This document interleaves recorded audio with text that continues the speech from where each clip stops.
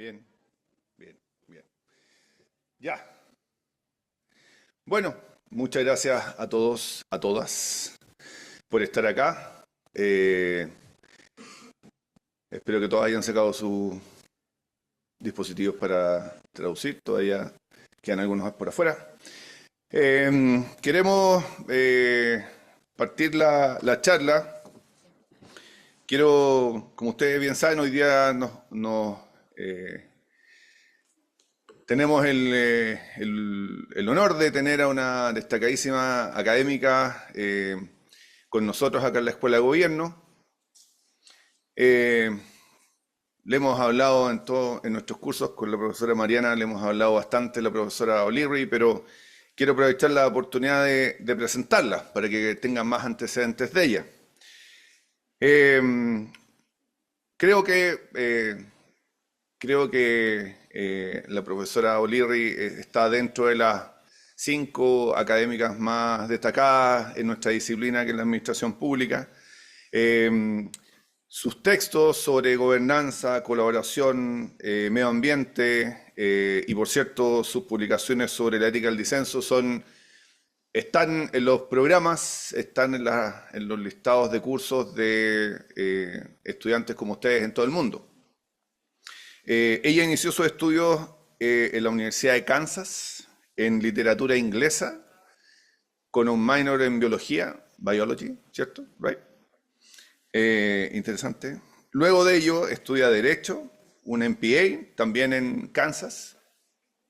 Y finalmente hace su PhD en Syracuse University. Estuvo trabajando en Kansas durante un tiempo importante, luego en Syracuse e Indiana, y ahora está nuevamente en la Universidad de Kansas.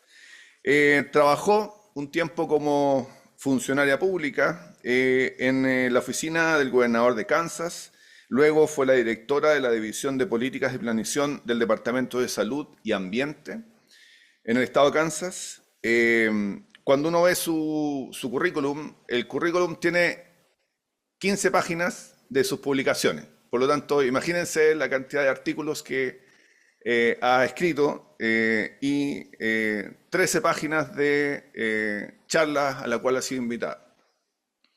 En 2019 se le entregó la International Research Society for Public Management, creó el premio Rosemary O Leary para destacar el trabajo de la profesora y es un premio que se entrega a académicas que estén dedicados a los temas de investigación en administración pública.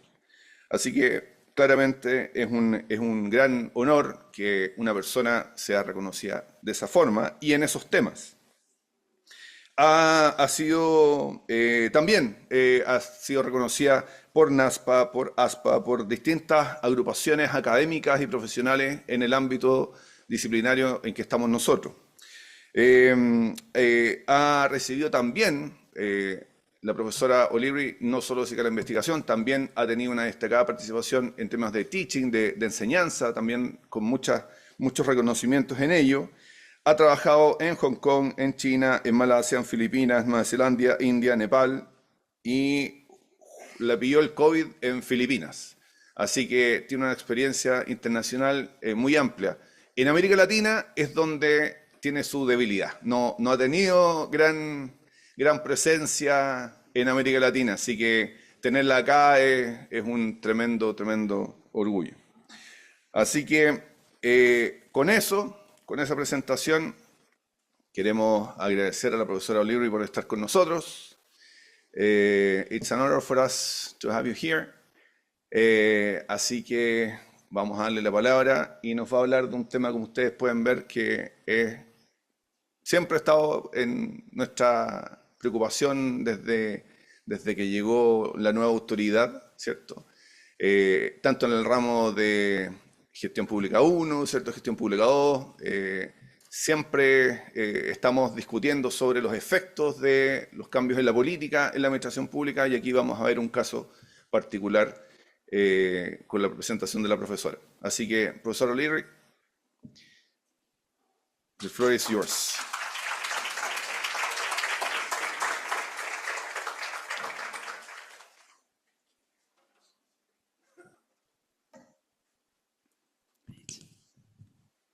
Good morning.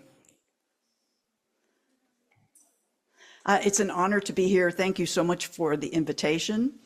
I understand that somebody is translating, so if I move too fast, or speak too fast, please tell me to slow down. Always happy to slow down. So I've been asked to talk about the topic of public service at risk, public administration in the current presidency in the United States. This is, as you can imagine, a tumultuous time in the US, but let me give you a little background about what is going on, and then I'll focus on public administration. President Donald Trump is now in his second term, and he just passed the 100-day marker. And so a lot of the slides that I have are from major newspapers, the New York Times, the Guardian in London. And for me, this was necessary because I wanted to try to reach beyond my own bias. I have my own opinions, and see what was happening in the popular press about our president. So you'll see a real mix of sources on these slides. So we had a presidential election last November, and you can see that Donald Trump earned 49.8% of the vote, and his opponent, Kamala Harris, had 48.34% of the vote. So a very, very close election.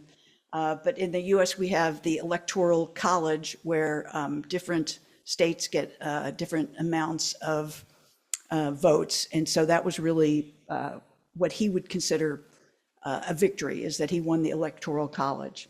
But you can see what Donald Trump ran on, what his platform was. It was a very strong nationalistic platform. His motto was America First, or Make America Great Again. He ran for economic protection. He was openly opposed to woke ideology. And the word woke in the US is used to portray ultra-left policies. Now it's used to sort of mimic or to make fun of the Democrats for being pro-diversity, equity, inclusion. He ran on an anti-trans platform, removing any mention of racial equality, for example, from the websites. And you'll see, I'll give you some evidence of that in a minute. He ran for increased energy production, oil and gas, immigration control, very strong immigration control. In his first term as president, he ran up against what he called alien criminals. So immigrants who were criminals. Now he took the word criminal out and basically said all immigrants who are undocumented need to leave the US. And peace through strength. So strength means a strong, aggressive military. Kamala Harris talked about global leadership, that rather than nationalism, we can be global leadership in climate change, for example, in protecting the environment.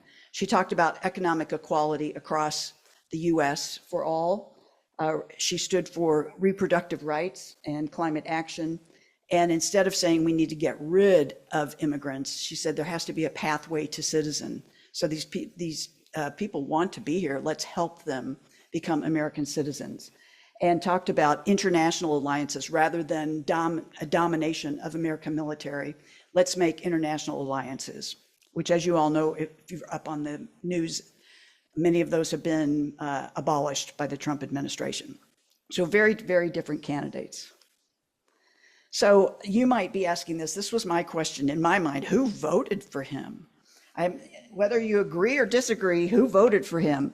And this is from the New York Times. And basically he had a majority of white voters, a slight increase compared to the last time he ran. Young white men particularly gravitated towards Trump.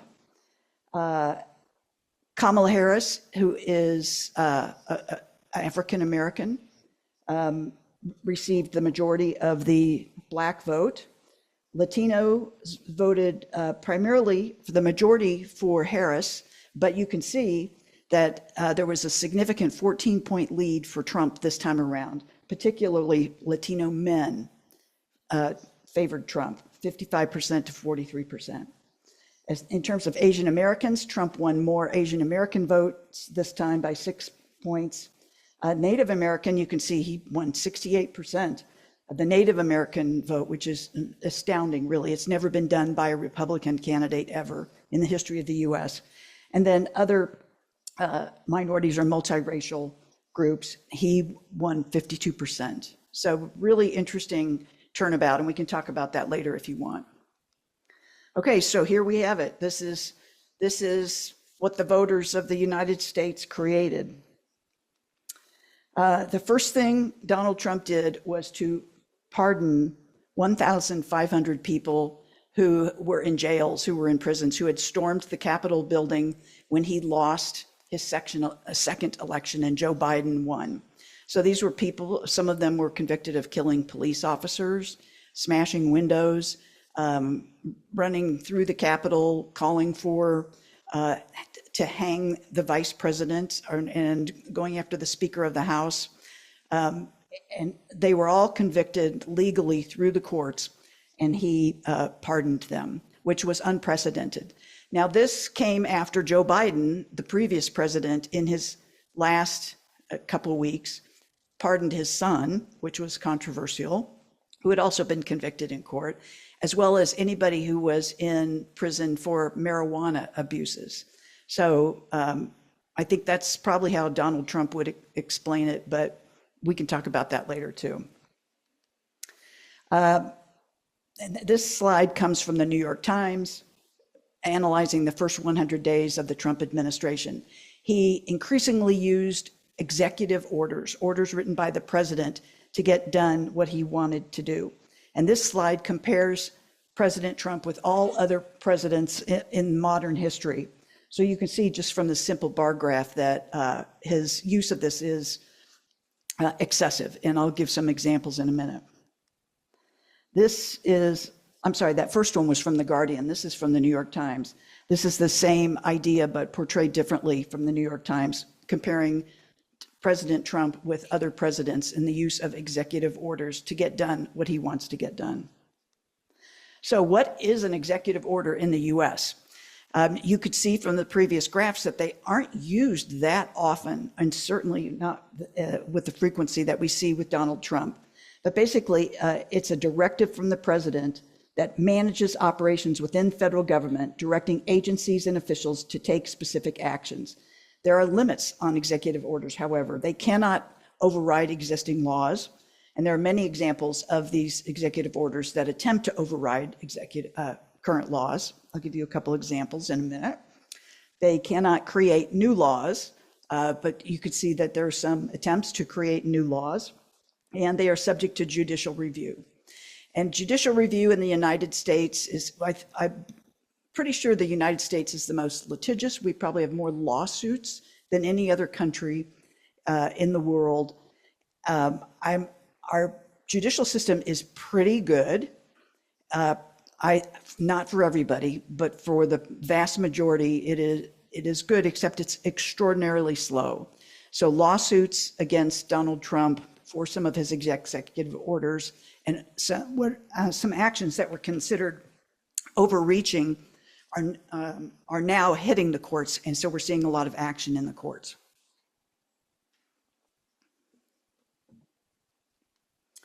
Okay, whoops, examples. Dismantling the Agency for International Development. So this was created, this is an agency created by Congress, and by law, it has to be abolished by Congress. But his executive order did everything it could to dismantle this agency. I know two people who worked for this agency.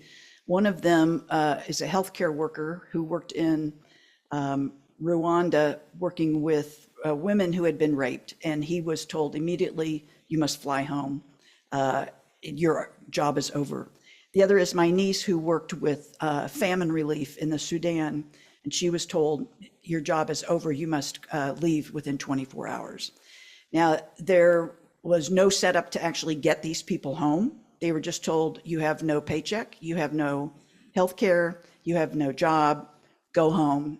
And it took a while, it took a couple weeks for the Trump administration to actually say, okay, we'll give you airplane tickets to get home. Immigration is a big issue with Donald Trump. In his executive order concerning immigration, he attempts to remove due process rights for illegal immigrants. My first career was as a lawyer, and some of the cases that I've taught at universities have to do with the rights, the due process, what we call due process rights of immigrants. And not to belabor it too much, but there are due process rights that come from the Constitution, that come from previous judicial cases for immigrants, that basically says they have a right to be heard, they have a right to defend themselves, to present evidence on their behalf, and to at least have an administrative hearing before they're deported. His executive order would abolish all this and has been challenged in court. He's giving $1,000 incentives to illegal immigrants to leave, and so far has revoked the visas of 1,500 students in 240 universities, all without the due process hearings. Some of them have already left the US. Some of them had advocates who filed lawsuits on their behalf in the courts that are still under consideration.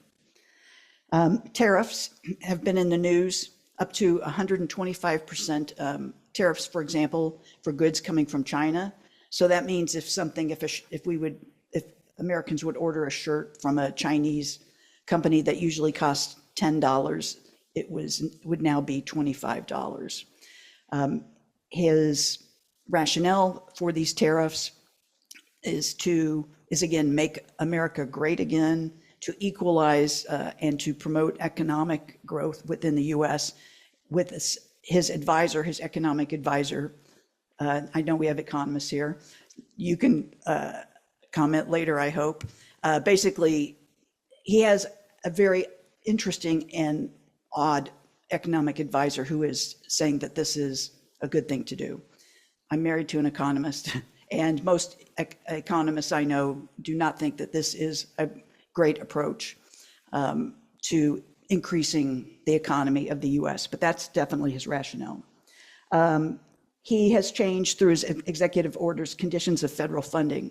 So I have a stepdaughter who's a professor at Oregon State University, and she was afraid that her grants from the federal government would be abolished because part of them were to promote diversity, equity, and inclusion, primarily in agriculture in Oregon. But she did not have DEI or those terms in her title. And what is said by people in the National Science Foundation and other agencies is that the Trump administration did a title search and then contacted the principal investigators whose titles had DEI or protection of rights or equality, and cut off the funding for their grants. Definitely no LGBTQ grants are possible anymore. Those have all been stopped. He targeted specific law firms that were hired to prosecute him for previous crimes. And in most instances, they were successful, and put in an executive order that they could not receive any business from any federal agency. Some of those law firms capitulated and gave him things that he wanted. Others said, we're fighting you in court, and they're still in courts. Troops at the Mexican border, this is a big deal and has been in flux. Mexico has a pretty interesting, I think, president, very strong president who has been trying to manage this with Trump. He has classified white South Africans in the US as refugees. So his main advisor, one of his main advisors, is Elon Musk, the Tesla guy, who you all probably know of, who is from South Africa. And as you know, apartheid in South Africa, there have been, in the last couple decades, public policies to try to equalize opportunities for individuals, for Black South Africans, for example. And Elon Musk convinced Donald Trump that then those who were hurt by this, white South Africans, deserve to come to the US. And then a rollback of energy efficient standards, which he said were slowing down businesses in the US. Okay, this chart is from The Guardian, and this is a forecast of emissions from oil and gas. Biden is the previous president, and you can see a forecast of lifetime emissions that were going down, but because of Trump administration policies, there are predictions that they're going up. Tariffs initially caused the markets to fail. In recent days, the market apparently in the US is going up, but if you see the first 100 days, it's up, down, up, down, up, down, and at the end of the 100th day, the market had fallen considerably. Revenue from tariffs increased. I'm sure President Trump considers that a victory. That was one of his goals. This is from the New York Times. This is from The Guardian. ICE, this is the immigration department in the US federal government, ramped up its arrests. So you can see here, the Biden administration, the previous president, the number of arrests of immigrants on the right, and on the left, the two lines, the first one is the first Trump administration, and the smaller one on your far left is the second. And so the intent is to make this skyrocket. In one of his executive orders, he abolished the rights of churches and schools to no longer serve as havens for illegal immigrants. In my church, they have found a way around it. There are ways that you can define your programs and services that are not restricted by the executive order, but churches have had to think very creatively in order to do this. This is a graph from The Guardian. Government websites were scrubbed, and by scrubbed, what is meant is that they actually removed information from government websites. And you can see here are the topics that were most selected. The first one is criminal aliens, which was kind of a mystery to me. I had to look this one up. In the past, the Trump administration has talked about immigrants as criminal aliens. And there were two problems. There was a hotline to report criminal aliens in the previous Trump administration. And apparently there were a lot of prank phone calls where people would say, we have a Martian, we have somebody from Mars, a criminal alien who has taken over the Internal Revenue Service. You need to go get this person. So there were, and this was a US movement for people who would make these funny and prank phone calls. And also the other part of this is Donald Trump is now not just focusing on criminals. He's focusing on all immigrants who have not come in with proper papers, basically. So someone might come as a tourist and then stay. And you can see these are other words that were searched and were removed from websites. Systemic racism, ICE, because a lot of people didn't know what ICE was, that it's the immigration department.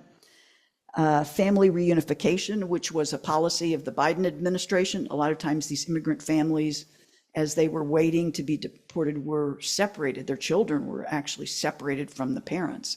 Biden administration said there must be family reunification. This has been taken out of websites. Hate crimes, the words have been removed because these things that were previously considered hate crimes are not considered hate crimes by the Trump administration. Gender expression, gender identity, detention centers, white supremacy, and what's the last one? Policeman misconduct. All of these words have been taken off of federal websites. So here are some specific examples that I've been looking at. 3,000 pages have been taken off of the website for the Center for Disease Control and Prevention. And part of this is the person who's in charge of this, Secretary Kennedy, is anti-vaccination. And if there are public health people here, we can talk about that later. But a lot of information about vaccines has been taken off the websites. 180 pages of the Department of Justice website have been abolished.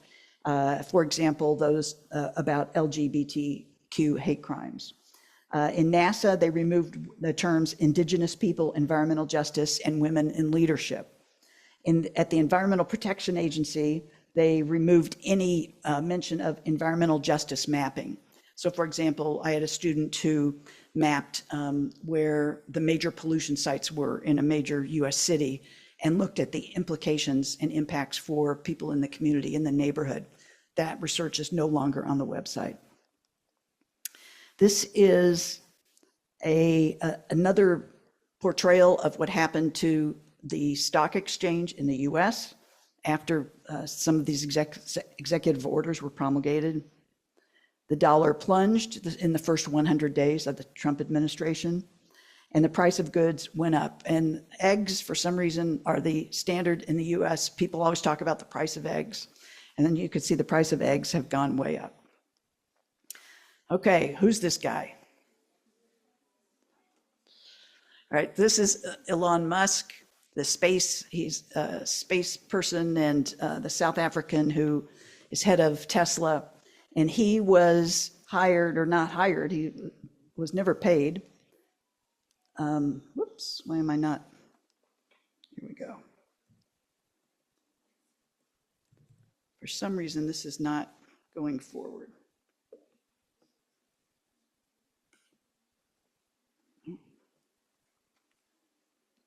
Oh, there we go. It's magic.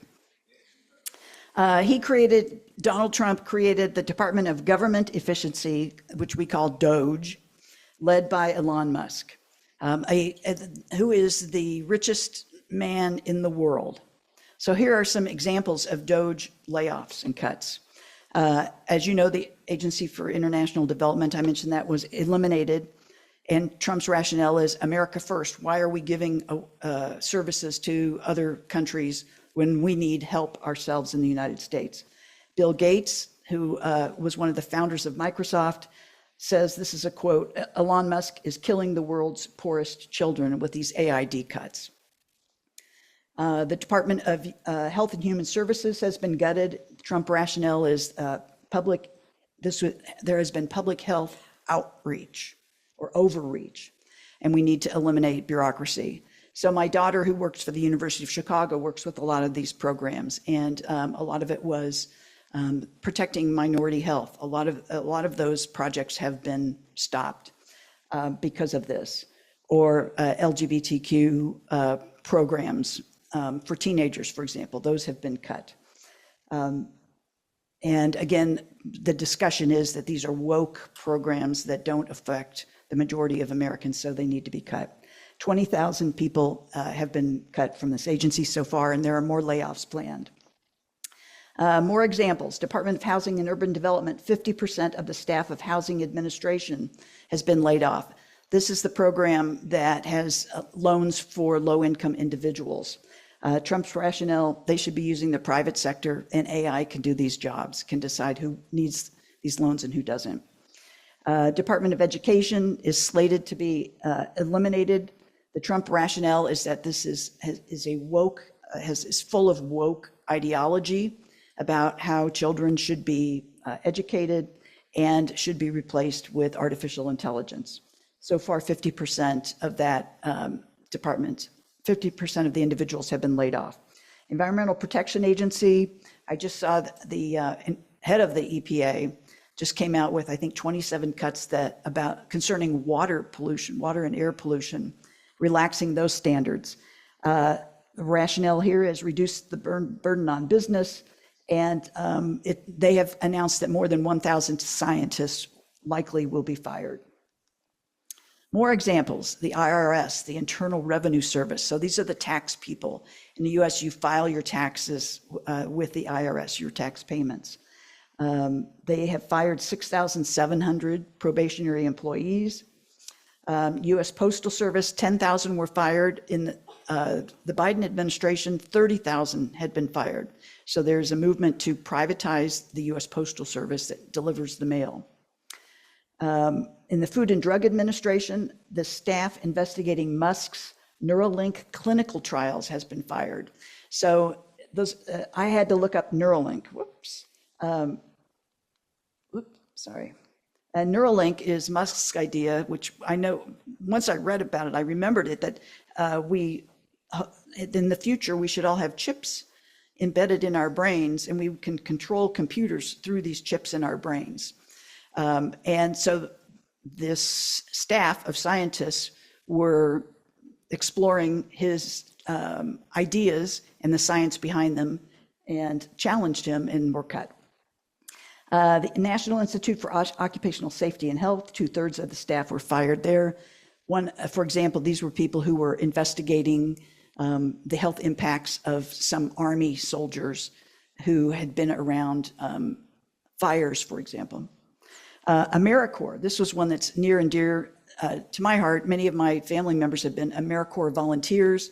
There are thousands throughout the US, and these are people who a lot of times they've just graduated from college and they want to be of service to their country. So they take they get paid $5,000, that's their stipend, for an entire year. If they need housing, they can be housed in a dormitory, like a student dormitory, but they work in civic centers and elderly, old age homes or in schools.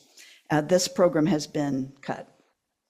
And then the National Science Foundation, after a search for using artificial intelligence for the words diversity, equity, and inclusion, has cut thousands and thousands of research funds.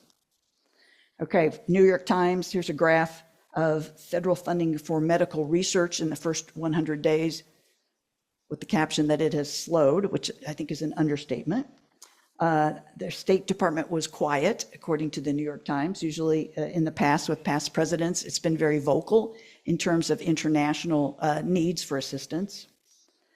And so Trump's approval rating flipped in his first 100 days. This chart is from The Guardian, and you can see that after the first 100 days, he was criticized across the board by conservatives, liberals, people in between for these actions.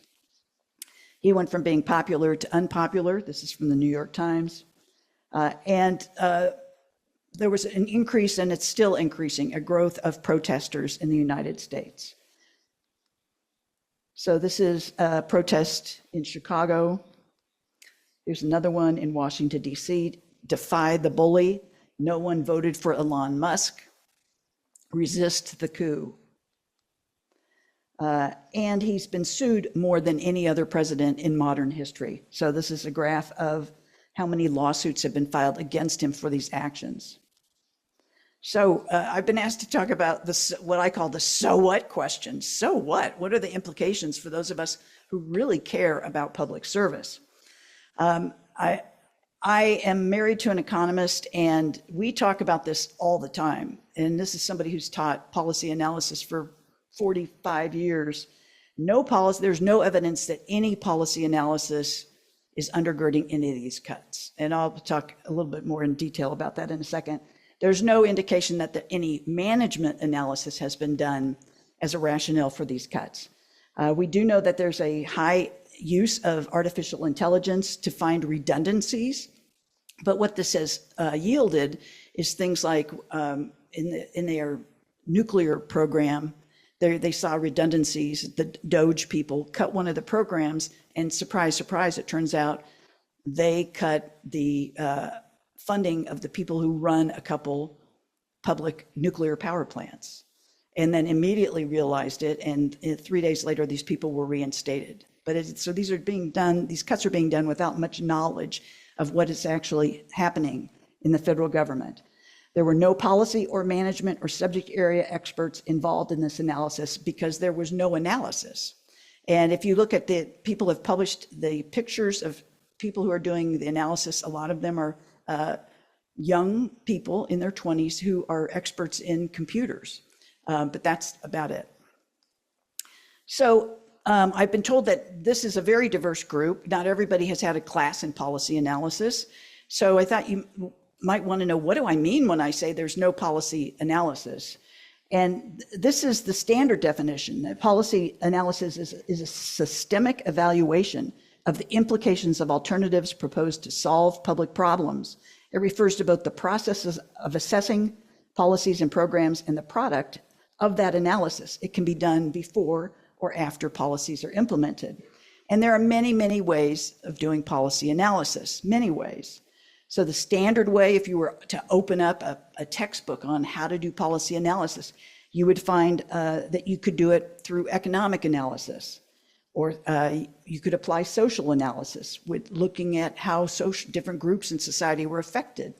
You could do environmental analysis. What is the impact on the physical environment? You could do a legal analysis. Is this constitutional? Never been done. And in fact, Donald Trump was quoted on TV the other day. A reporter asked him, is it your job to protect the Constitution? And he goes, I don't know. You'll have to ask my attorney. Is it your job to protect due process? I don't know. You have to ask my attorney. None of this analysis was done. Or political analysis. You could analyze the political environment. Or many times you will do all of these plus more. So these are just examples of studies that could have been done. This is for Elon Musk. If he were here, this is what I would say to him. Here's a step-by-step approach to policy analysis, as easy and as simple as anybody in this room can describe it. Number one, you need to verify, define, and detail the problem. Do a deep dive into the history and management of the program. Look at the strengths, the weaknesses, what's working, what's not working. That was not done. Second, establish your evaluation criteria, identify alternative policies, assess these policies, display and distinguish alternatives, and then choose an alternative, implement, monitor, and evaluate the policy. This is standard policy analysis. This was not done. So implications for public service, again, none of this was done. No policy analysis, no management analysis, no area of expertise, and what I consider a total misuse of artificial intelligence. I'm not anti-artificial intelligence at all, but it has been misused. More implications, confidential data now are accessed and kept by DOJ staff. So for example, my tax returns, they now have copies of my tax returns, which are supposed to be private unless you're in litigation. A disruption of essential government services. Social Security is the program in the US for mainly for older people many live on these stipends month to month, year to year. Dozens and dozens of Social Security offices have been closed. The website has been stripped of ways for individuals who receive Social Security to access it, to help them. And there are months are months and months of waiting time in order to get through to a human being. And there are fewer human beings running the offices. There's been an erosion of civil service protection, including politicization of the civil service. So what Donald Trump wants to do is something that past President Ronald Reagan in the 1980s tried to do, is to go deeper and deeper into the federal bureaucracy and put political appointees deep in the bureaucracy, rather than people who competitively applied, were interviewed, took tests, for example, and with the stated rationale that this is the way we can make these agencies more receptive to the people of the United States. This next one is one that really gets to me, is that it's the little people. It's the little people who are really getting hurt here. So the probationary employees who, rather than look at NASA, I've done considerable work with NASA, rather than say, are these new employees needed? Is this the brain power we need to move this agency forward? Is this a well-designed program? It's no, they're the first in, and so now they're the first out because they were the easiest to cut legally. And same with USAID. It's the little people who were beneficiaries of a lot of these programs in very, very destitute countries that are hurt the most. A judge was quoted as saying that to say that these firings of public servants were for cause, which means they were not working up to this agreed upon standard, was a total sham. So there have been mass judicial challenges in court, and the U.S. system is so slow, they're just now being heard by judges. Diversity and inclusion programs have been challenged or eliminated. Head Start is an example. This is a program in the United States for children ages 3, 4, 5 who were under a certain income level to help them get up to speed before they reached kindergarten at age 5. And there's been study after study that has shown that this is highly impactful, highly successful program, but this has largely been cut. And then a reduction of public information that's provided to the public. This has been called an unprecedented assault on public service. DOGE says, however, that it has saved $150 billion through widespread layoffs and contract cancellations. But contrary to this, the Center for Public Service, which is a nonprofit in Washington, D.C., looked at these cuts, looked at things like severance packages, lost productivity, degraded services, and they think that this will cost people in the United States $135 billion. So the long-term implications for effective governance and public trust are immense. Lessons, just to wrap this up, a couple of lessons. Improving government efficiency requires thoughtful investment, a deep understanding of agency operations, and strategic alignment. This has not happened under DOGE.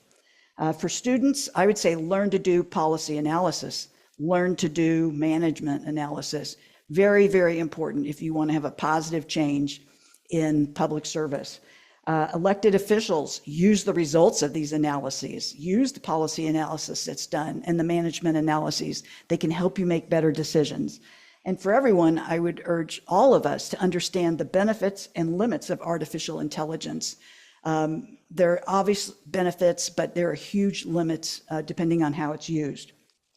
And final slide, of course, we all know this, but it's just a sober reminder for me and for all of us that public administration affects the air we breathe, the water we drink, the homes we live in, the roads we drive on, the parks we walk in, our health and our well-being. And the most important question to ask, in my view, is how can I best serve the people of my country? Thank you.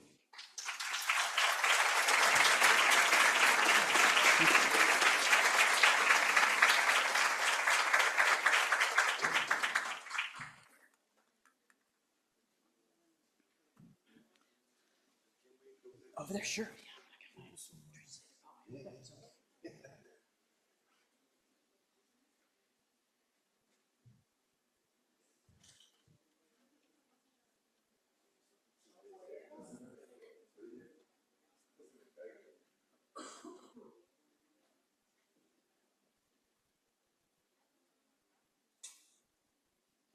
Sí. Bien. No había visto, estamos con harta gente. Qué bueno.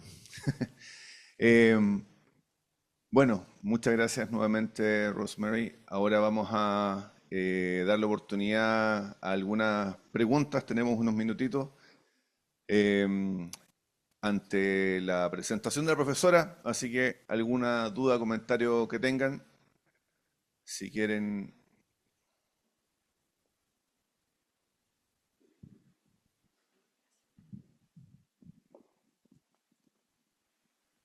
Hi, thank you. So I wanted to ask, how much time do you believe this situation will be sustainable? Like as a country, how many more time it will be something that the people can support? Like, how do I say it? An uprising of people will occur eventually if there is no limitation to the power of the president. So how much time do you believe we will have to wait to see that? Great question. Well, there are limitations. Thank you. There are limitations on the power of the president through what we call our checks and balances system. And it's usually through Congress or through the courts. The courts are slow, as I said, and so it could take 1 year, 2 years for court decisions to come out. Congress is another question, and a big question for Americans, for people in the US. Primarily because the Congress is dominated by Republicans who are in the same party as Donald Trump, who have chosen to do nothing, most of them, unless these programs directly impact the people in their state. So one positive example is my senator, whose name is Jerry Moran, who I went to law school with, was able to meet with Trump and get policies. There were AID, Agency for International Development policies that affected farmers. I'm from a farm state. And he was able to say, look at the impact on my state. Is there a way that we can move some of these programs that helped farmers sell their crops abroad to a different agency? And they did. So this is on a one-to-one basis, and it's done in the political process. So how much longer? I think people in the US, while there is a long history of protests, I think the severity of the Trump actions took many by surprise. I've heard many friends, I don't have a lot of friends who voted for Donald Trump, but those who did are shocked by the outrageousness of like a complete abolishment of many of these public health programs, the anti-vaccination. And what we're seeing is more and more protests, more and more actions. Those are more immediate. Trump cares about how he's portrayed publicly. So the decline in the polls likely is to get to him, as are the courts and Congress. I don't know, it's only a few courageous people who are doing anything in Congress. So I wish, if I could wave a magic wand, that it would happen instantly, but I think we're seeing slow progress to try to serve as an antidote to these cuts in these policies. Thank you.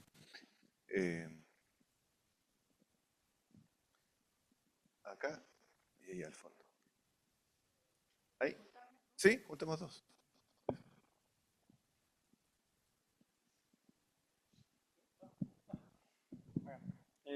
Hola.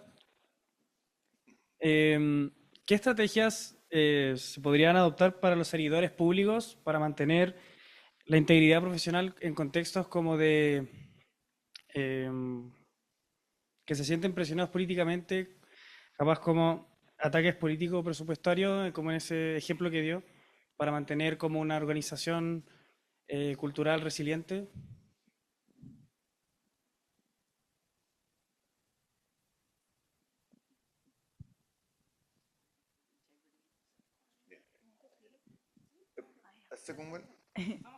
Hi, thank you for the presentation. I wanted to ask how does social media have played a role in this administration, and how does this work that has been done in the US affect Chile, for example, and the rise of the far right in social media and in the globe? And the last one.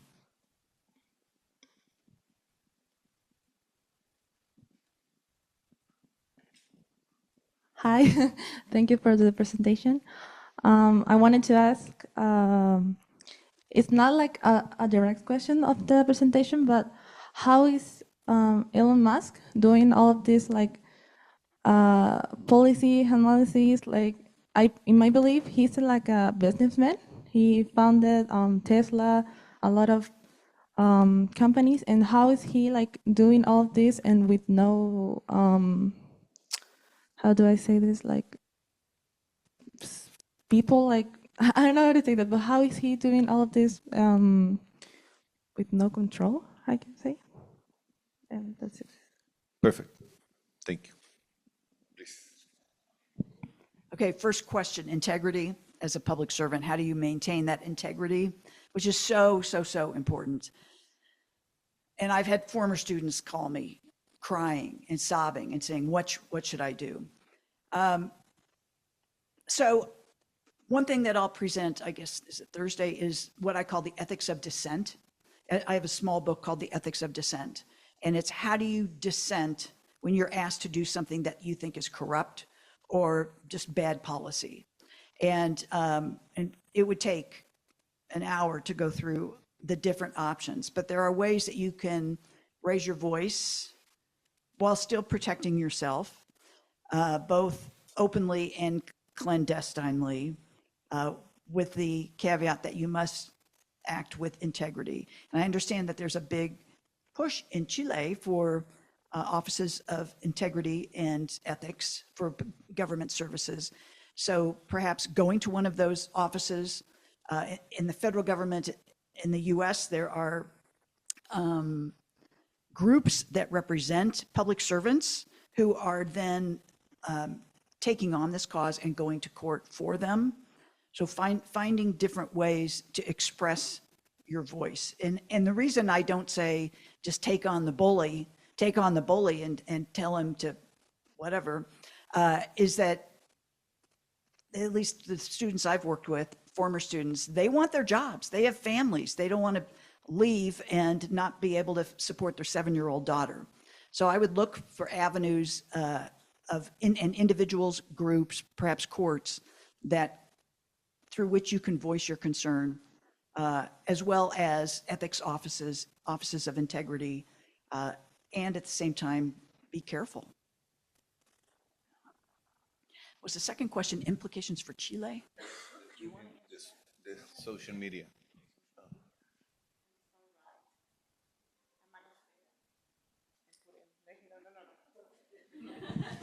I can do it. A ver, yo creo que es evidente que existe un riesgo, y nuestros colegas de la Escuela de Gobierno, nuestros colegas del Instituto de Ciencia Política están estudiando extensivamente, ¿cierto?, las implicancias de redes sociales, las implicancias de fake news en el desarrollo de estos grupos, ¿cierto?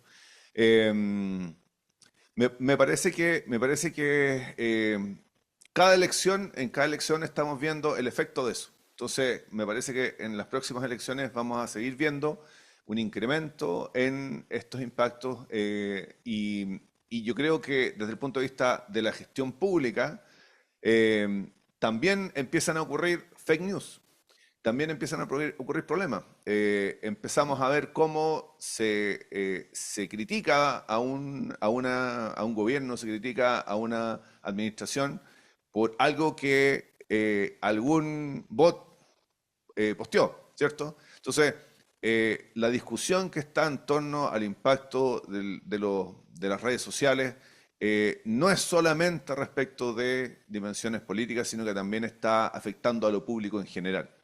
Así que creo que es un tema crítico, y me parece que en las próximas campañas, o sea, ya le están preguntando a los candidatos presidenciales qué opina de Trump, qué opina de Bukele, qué opina de Milei, ¿cierto? Entonces, esas discusiones que se ven en otros espacios naturalmente van a empezar a llegar acá, y los candidatos van a tener esa postura. And the third one? Yes, Elon Musk. A couple things. First of all, he did not start Tesla, he bought Tesla. But secondly, there are challenges in court challenging the authority of Doge. But where people in the US really got him is a lot of people sold their Teslas. Tesla profits went down 71% in the first 100 days of the Trump administration. My next door neighbor had a Tesla and said, I'm done. She sold it and bought a Ford. So I think people are trying to hit back through the economy, through their choices, through things they buy and will not buy because we're being run by a businessman. But I guess the final thing is, there's this idea that I totally agree with, that it's a phony notion that you can run government like a business. I mean, of course we want efficiency. Everybody wants efficient government. Everybody wants a government that doesn't have fraud, waste, or abuse. But just speaking from the US perspective, we have a constitution that applies to government that doesn't apply to private businesses. Private businesses, the owner of a company in the US can come in and say, I don't like that shirt you're wearing, you're out of here. And it's called hiring and firing at will, and it will be upheld. You can't do that in government. There are a lot of constitutional and legal protections that do not apply to the private sector. So I always say, you don't want to be the person who says, we want excessive government. Everybody wants modest government, serving the most people, but getting the biggest bang for the buck. But to say that it can be run, like, be careful when you start hearing or using that language, because serving the public is not the same as running a business.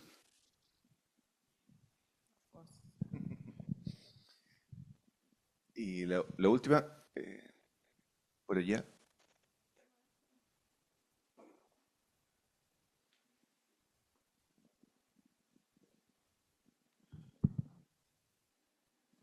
Hello, good morning, Professor Rosemary.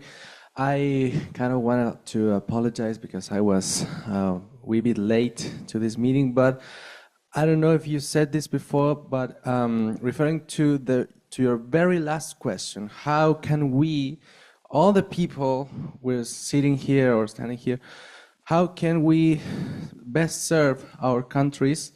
What is your point of view, or maybe what will your answer be to that question? And I also wanted to ask you, how do you think your answer could inspire us to serve our countries in the best possible way? Thank you. Very good last question. So it's my view that public service is the highest calling. It is the highest calling in terms of a career. And so, but you want to do this efficiently, effectively. You want to promote positive change.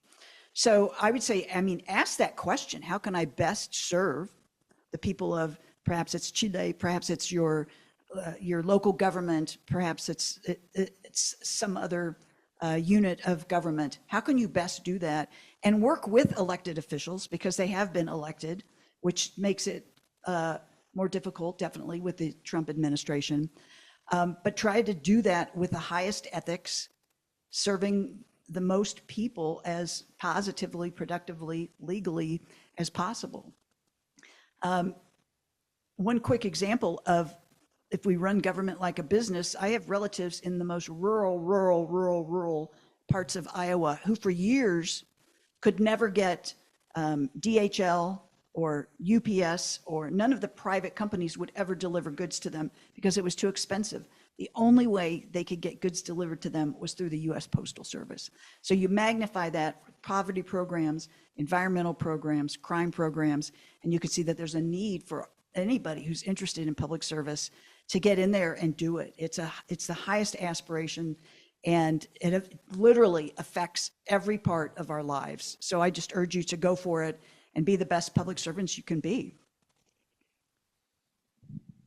Thank you. Mariana, you can close it. Hola. So thank you very much. ¿En qué idioma? Okay, so in Argentina. So first, the first thing I have to say is I'm from Argentina, so I feel like I have to apologize because our present to Elon Musk from our president Milei is not helping, and we export the worst of our people. But well, so I'm going to go in Spanish because I want my students, I want to be sure they understand. Sorry. En general, la relación entre democracia y burocracia era virtuosa.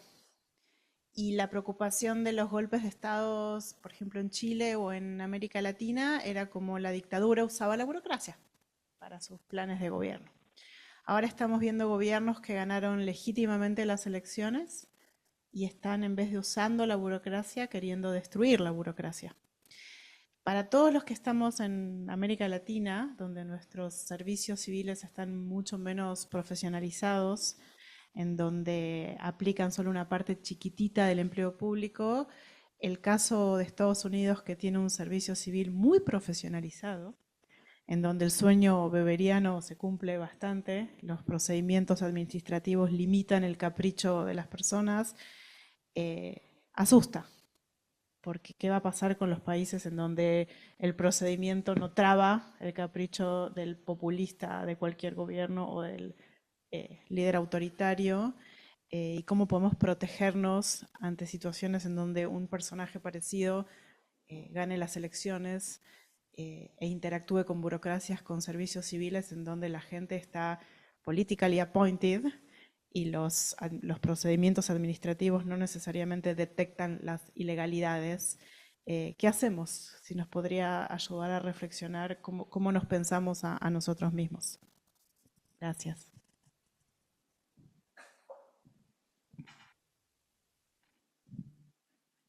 Excellent question.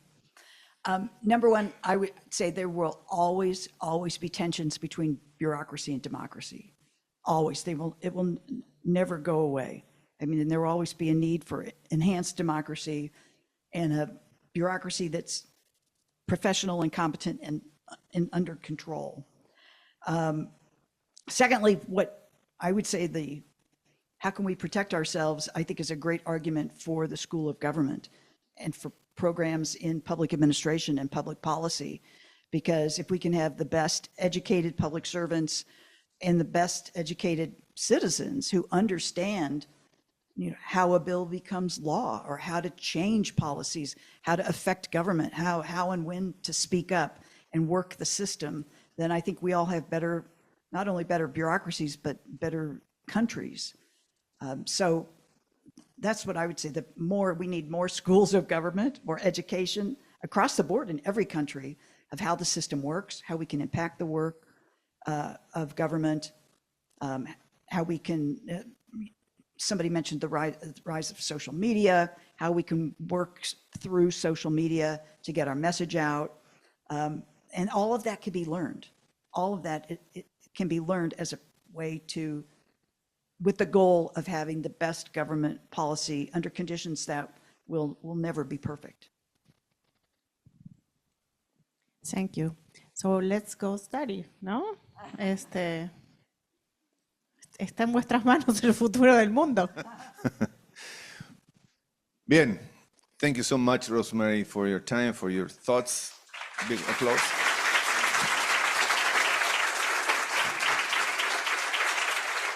A present from our school for you. Yeah. And that's really important, but that's the bottle of our students. So yeah.